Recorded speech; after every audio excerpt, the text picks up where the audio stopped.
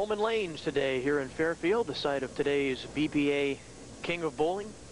24 beautiful AMF lanes, fully automatic. We'll be bowling on lanes 11 and 12 today. And first up will be Mark Smith. Mark Smith against Terry Saccone here in game 1 today. Todd, you know we're bowling on $250,000 of new wood today.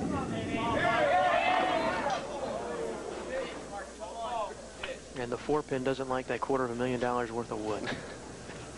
Sam put in all new wood last year. Cost a lot of money, but they are gorgeous. A lot of the houses are going over to the permalane or synthetic type of laminated surfaces made out of some plastic composition. But to maintain the wood effect, Sam has elected to go back with it. And do you hear that crowd behind us today, Dave? I think we've got about 1,002,000 people crammed in here. It's like sardines at Coleman Lanes today. Sam's place always brings them out. They love their bowling up here.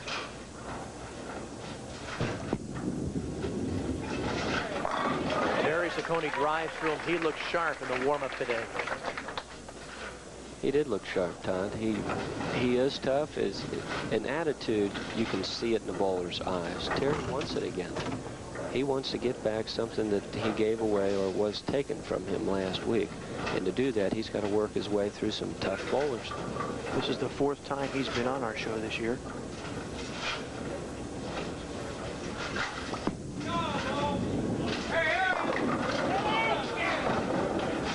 And leaves the 5-pin. Not quite enough drive going through the pocket to get the 5-pin out of there, Todd.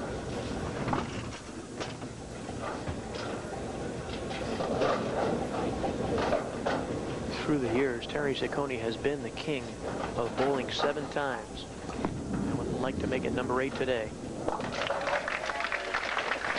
And he starts with a strike and a spare. Look at this standby. Alan Downs. One pin away. He is hot right now. He is really, really throwing the ball well. Mark Smith here is throwing the ball well, too, right now. See if he can get it in there. He's got it in there. Yeah, you mentioned Alan Downs. He has been so close to qualifying twice. He's been on the show once this year already. Just another product of the YBA program and the junior bowling program in the greater Cincinnati area. They school them. They're nurtured. They're given the opportunity to bowl in a lot of various conditions, Todd, and that breeds good bowlers. Mark Smith, 21 years old. He's a machinist helper for the Cincinnati Waterworks. Highest game ever, 289. And leaves the 4-7. Ball rolling off high again on the left lane. He's going to have to make a little adjustment over there. Leaving the 4-7. Now, if you've got your strike target pretty much lined up, Todd, all you have to do here is move your feet about 6 boards to the right. Keep your same target out on the lane. Cross over that, and you should make the 4-7. And that's the way to pick it up. Mark started bowling at age 8 at Delfair Lanes. And this is the first time he's ever been on the BPA King of Bowling television show. Nice guy, too. Very nice person. Terry Saccone doesn't care about him being nice, though. He wants to put him away. He likes lane number 12, the right lane in today's TV bowling. Let's take a look at this one, Todd. Excellently played. Right around the 16th, 15th board in that area. Ball going into a strong roll right here. Just pushing the pins out of the way.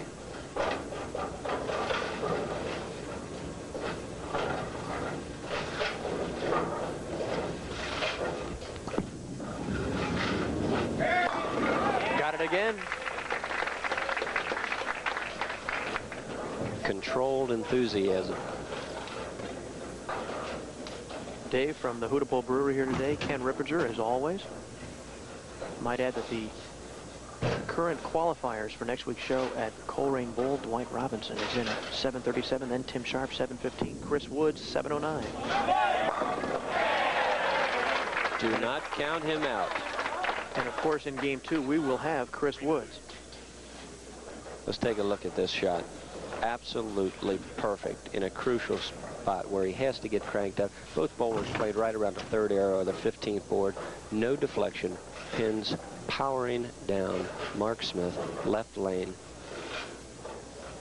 can cut the lead to nothing with this shot right here.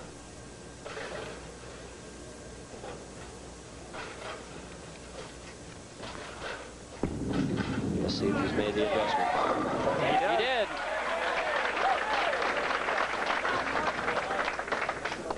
The lane that he'd been going high on, he made an adjustment here. Let's take a look at it. Probably moved his feet about a half a board or a full board to the left. Hit the same mark out of the approach. The ball goes just long enough. Now there, going against the wall and tripping out the 4-pin.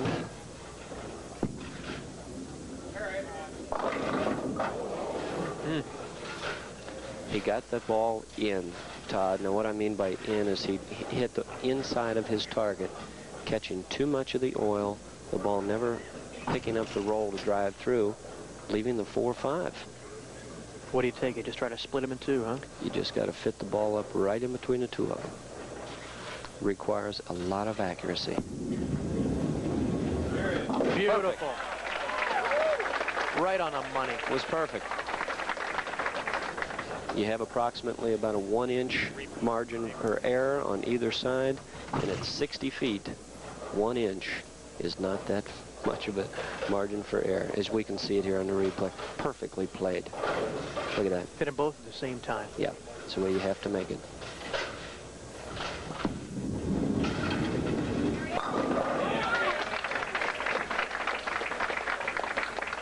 And Saccone rebounds. He's rolling them sharp. As we can see on the sheet there, we've got a match.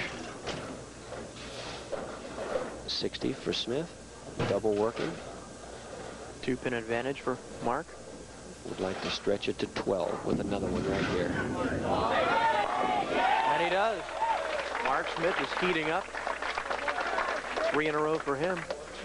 He's shaking his head like, gee, I thought this was going to be a lot tougher than this. Yeah, first time on television. Figures he'd have the jitters, but he doesn't. And if he does, he certainly is keeping it under control.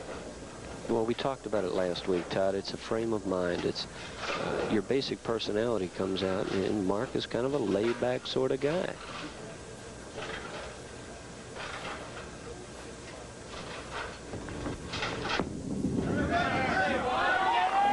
Oh. Leaves the 8-10.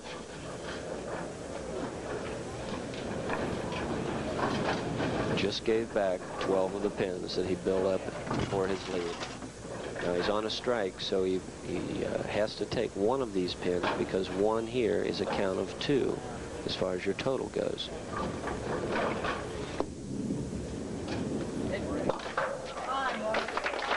That ball deflected, Todd. Didn't quite have the good roll on the ball to drive through the pins, and it deflected, leaving the 8-10. So our first open frame in the 7th. And now Terry Saccone in the 7th.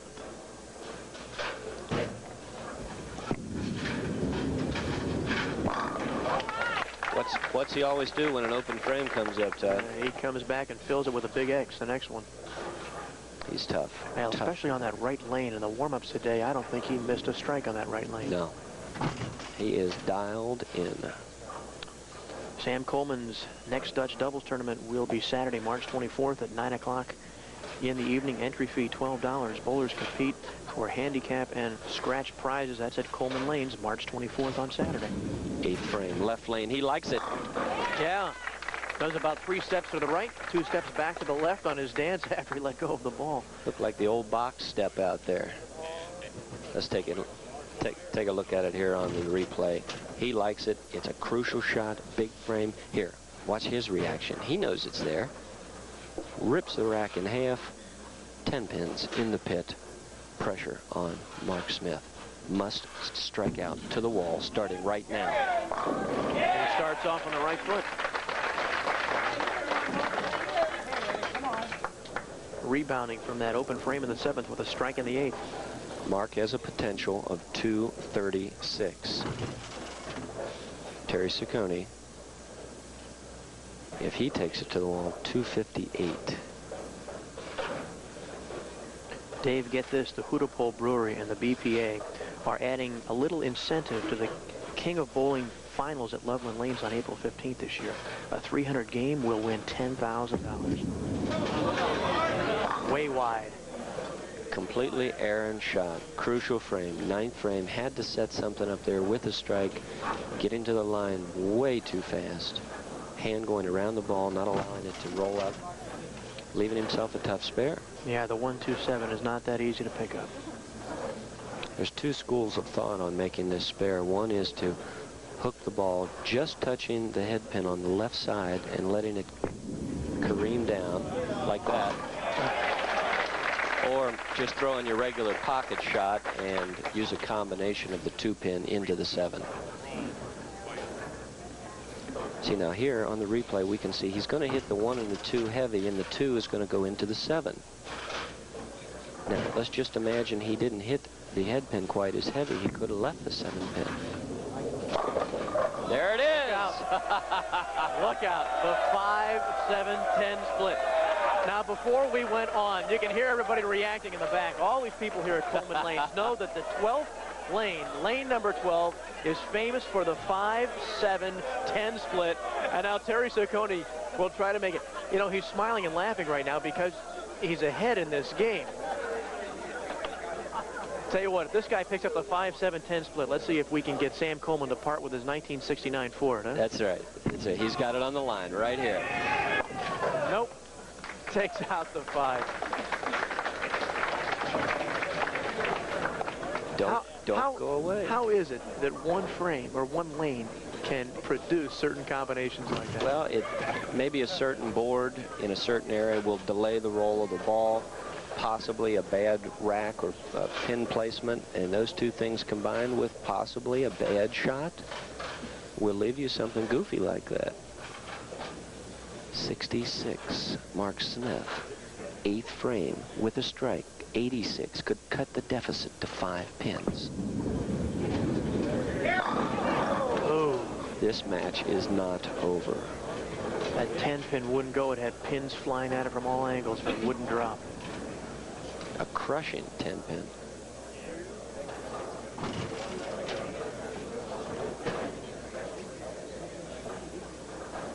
Terry can finish with a 211. Mark Smith, if he strikes out in the 10th, can finish with a 216.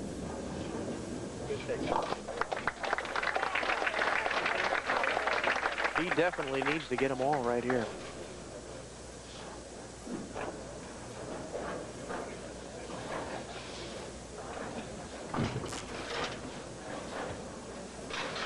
Even though he belongs to the prestigious 5-7-10 club now, this match is up for grabs. Terry Saccone wants them all.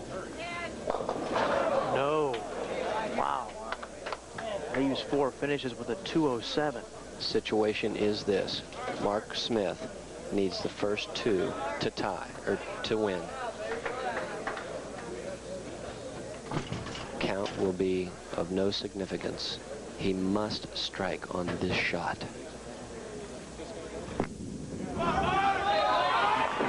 And he doesn't. Leaves that 10-pin. Likewise, fantastic shot under pressure.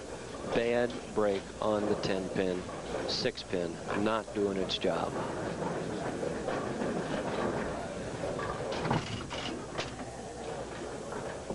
Well, I'm sure Terry Saccone is breathing a little easier now. He was laughing about that 5-7-10 split with everybody else here, but I don't think he would have been laughing if he would have lost this game because of that.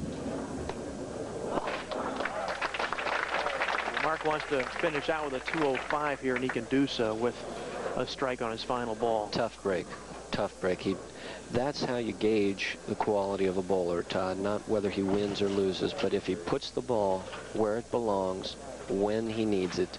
Mark Smith surely did do that. Excellent shot for naught.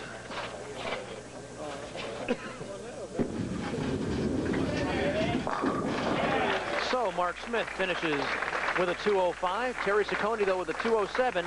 And he will advance to game number 2 against Chris Woods when we return on the BPA King of Bowling.